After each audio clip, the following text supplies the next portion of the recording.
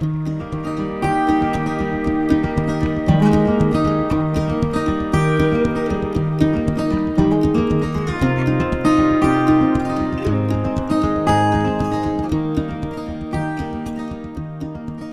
Olds College Smart Farm was officially established in 2018, but obviously the farm has been a part of Olds College for over a century. But in 2018, there was a very intentional or deliberate shift in focus for that farm and the farm operations to really be a place for applied research and teaching and learning, specifically with smart ag or new technologies. It's a living lab, essentially. It's a place to come and integrate with other technologies, to work with experts in the ag tech space, and just really further develop, validate, scale, and demonstrate new ag technologies.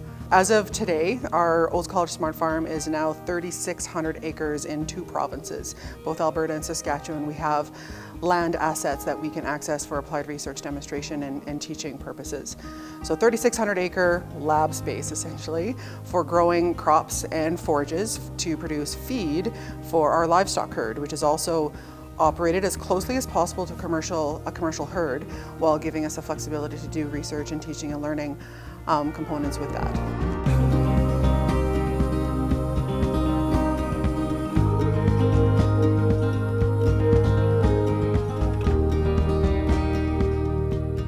The expansion to Saskatchewan is another 800 acres of space in another growing zone or another climate entirely. This is going to be our first year of operations there with the 2022 growing season. It's another door that's open for our own researchers, for our partners, and for our students to learn about ag and tech integration and improving profitability, productivity, and sustainability of food production.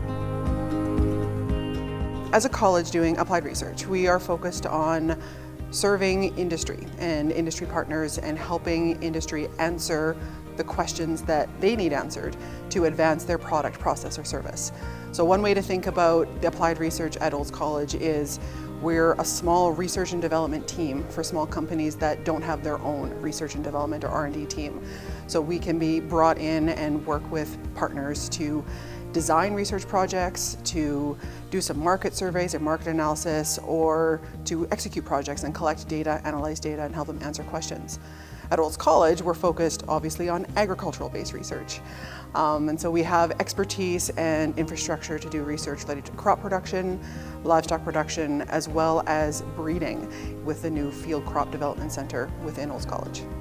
So since the establishment of the Olds College Smart Farm and the Smart Ag Applied Research focus, Olds College has secured over $64 million in investment for research and the Smart Ag ecosystem overall. Our research team has grown from about 15 dedicated researchers to 35 and counting. And the number of partners has just exploded.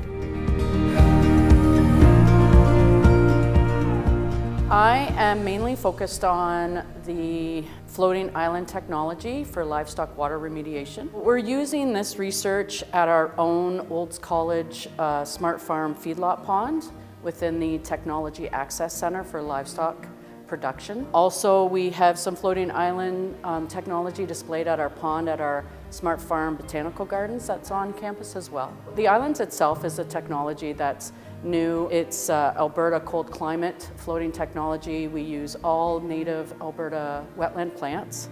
Plus we use auto samplers that will catch any runoff that's going into the pond so we can analyze it for what's going in as far as contaminants. The biggest benefit we're hoping for our feedlot operators and producers is that they are given a low-cost alternative option of trying to reuse and clean their feedlot runoff water for irrigation purposes and ideally livestock watering.